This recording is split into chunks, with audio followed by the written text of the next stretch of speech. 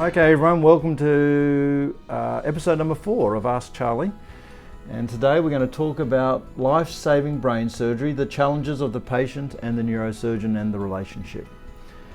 Just by way of background, those of you who don't know my journey, I guess it started as a neurosurgical registrar in Australia and then progressed to a fellowship in America. I wanted to come back to Australia, but there weren't any academic jobs and I wanted to be an academic neurosurgeon, so I stayed in America and climbed the academic rank, eventually to associate professor and concentrating on pediatric brain tumours. That's what I did. I came back to Australia then to concentrate on pediatric brain tumours, but I was told the population was big enough to support a pediatric brain tumour surgeon. So I concentrated on all brain tumours, adults and kids. And I guess for the last 20 years, that's what I've been doing, concentrating on the neuro-oncological aspect of neurosurgery, which is brain tumours, not only malignant ones, but also benign ones in adults and in children. Okay, with that background, let me tell you a little bit about some of these questions. So the first question is from Charles, and he asked, how do you remain focused, stand in an uncomfortable position and concentrate for so long whilst operating? Well, if you take it one step back, I believe you should offer to your patients what you'd want your surgeon to offer to you. And I'd want them to be at the very best at their game. In other words, I wouldn't want them to be distracted. I wouldn't want them to be getting tired and cutting corners or hurrying. So I make it my job to be physically as well as mentally fit for long operations. I think it's really important to keep a healthy outlook on life, not only by exercise and diet and sleep and stress, reduction of stress, but in all aspects. I think that allows me to then offer the best I can to my patients, where I'm not distracted by the pain in my shoulders, I'm not hurrying because I'm getting tired, I'm totally focused on the job at hand, and I'm physically capable to do that. With that in mind, over the years I have also built up an amazing tolerance to standing in a position like this the whole time for hours and hours. I once did a 26-hour operation where I only had about a 15-minute break at midnight. I regularly do long operations that take 10 to 16 hours, yeah, I can do it. I can do it, and I think it's incumbent on me to be physically able to do that. Okay, next question is from John on LinkedIn, and he asks, what's the biggest challenge as a Top Gun oh, well, that's presuming I am a Top Gun specialist. And what are some of the patient challenges? Well, what is Top Gun? Top Gun was a institution in California that trained fighter pilots to be the very best at their game. And I guess it's a compliment to call someone a Top Gun specialist, but trying not to be too humble, I guess I am, because what I've done is I've concentrated on one specialty. I have armed myself with the best knowledge. I keep on top of the literature by reading almost every night some article about neuro-oncology. I'm trying to better myself all the time by doing courses, working on cadavers to improve techniques. I take myself out of the comfort zone and I challenge myself to make it even better and better for patients and less invasive. So if that's what you call a Top Gun specialist, I guess I am, and thank you very much for the compliment. The second part of the question is, if you're a Top Gun specialist, what sort of challenges do you face with your patients? Well, the greatest challenge, I think, is the emotional challenge, actually. You have the physical challenge of operating for hours and hours. You have the intellectual challenge of making sure you keep up to date with the latest treatments for brain cancer and brain tumours. But I think the challenge really is the emotional challenge, because if you really do treat your patients like you would a member of your own family, and that's what I do, then you invest a lot of emotion into those patients. You get to know them as a person, you get to know their families, and what that means is that when things go badly, and unfortunately they do sometimes, it takes a little bit of you away as well. Not just them and their family, but it takes away some of your strength. So I think that's the greatest challenge, to not to handle the emotional stress of a bad outcome.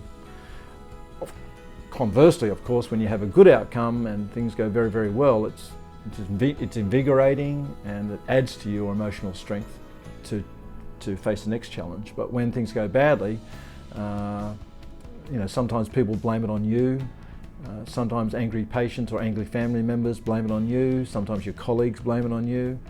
But I know deep down inside that I tried my hardest, and I know deep down inside that that I treated that person like they were a loved one. And that's an emotional burden that I have to bear when things go badly. Okay, the next question is from Lauren on Facebook. Hi Charlie. Firstly, I so admire that you keep going even when the system gives you a hard time. Thank you. I would like to ask if you get any major surprises, good or bad, when you get into the brain that didn't show up on scans. Oh no, that happens every day. You'd be pretty naive to think that all brains are the same. And if you read the textbooks, it kind of tells you that they are, but they aren't. Everyone's brain is different. The networks and the connections of the brains are all different in everyone, and it's incredibly personalised and individualised. In terms of the size of the tumour and things like that, no, scans are pretty accurate when it comes to telling you how big a tumour is going to be, or the nerves and vessels around a tumour. So that isn't so much a surprise. What is a surprise is the fact that people's brains are so individual, and sometimes you get problems that you weren't predicting. And conversely, sometimes you get great outcomes that you weren't predicting. Okay, the next question is from Donella on Facebook, and she says, "Hello Charlie, a big thank you for what you do." Very kind of you, Donella. "As you would be aware, rural and remote people in New South Wales are often disadvantaged with access to specialist services. In many instances, COVID-19 times have further exacerbated this situation by substituting online consults for face-to-face meetings between doctors and patients. Do you think medicine will return to being done the way it was before COVID, or that the electronic times are with us to stay?" Oh, it's a great question, Donella. Well, I can remember sitting in front of the TV and watching the two planes hit the Twin Towers, and the immediate thought I had was that the world will never be the same again. And when I heard about COVID, I had the same feeling, that the world will never be the same again.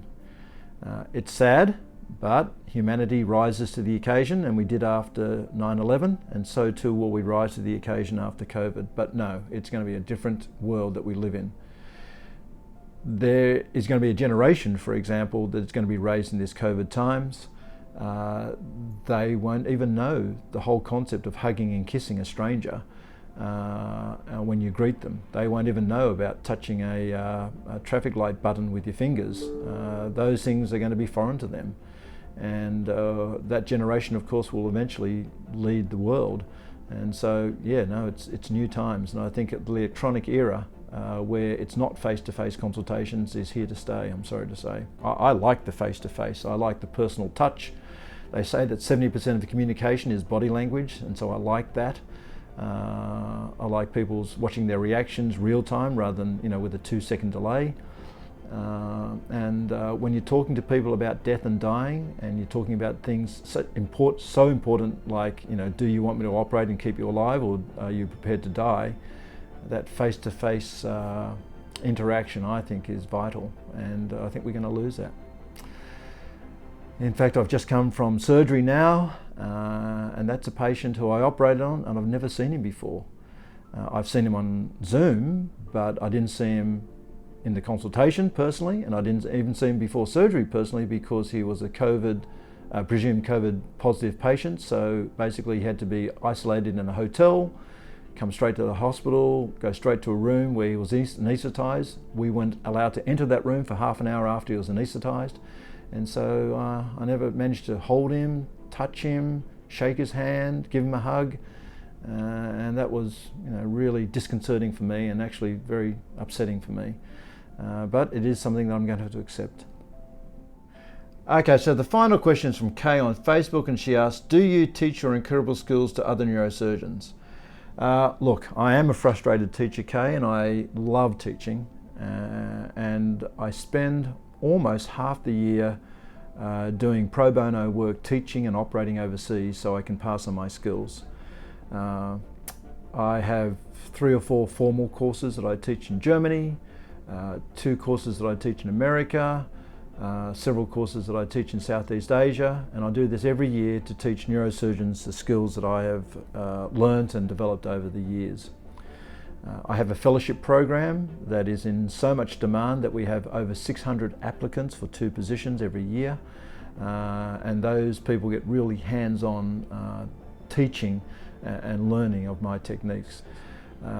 And it's such a well-respected fellowship program that I am proud to say that I've trained the brain tumour specialists at some of the major universities in the world, like the Karolinska, Marburg University, Johns Hopkins, Harvard, Yale currently, University of California, UCSF, Barrow Neurological Institute. All the best institutes in the world have sent their surgeons to come and learn my techniques. So that's a great accolade, and of which I'm very proud, and hopefully they then go out and spread the word as well. We have observer fellowships where neurosurgeons from developing countries can come and spend anywhere between a week and 3 years watching me operate and learning my techniques. I'm also proud to say that many of those observer fellows that have come to just watch, they can't touch the patients, unfortunately, but they can watch and learn. And they've come from many far and wide countries like UAE, Syria, Jordan, Peru, Colombia, Italy, India, Bangladesh, Russia. The list goes on and on and on. They've really come from every country in the world to observe and to learn my techniques. And again, I'm very proud of that, and it does give me a lot of joy to teach as well as to operate. So those people will go out and spread the word, and it's almost like a pyramid scheme where you teach 2, they teach 4, and the numbers go up and up and up. And I really do feel like the minimally invasive keyhole techniques are being adopted across the world. Okay, well that ends Ask Charlie session number 4, and the final session is session 5 next week, which will be quite revealing because it's really asking about the man behind the mask. And so I tend to put my big foot in things, and I tend to be very honest, and so I think you'll get a really good and accurate and honest view of the person who I really am next week.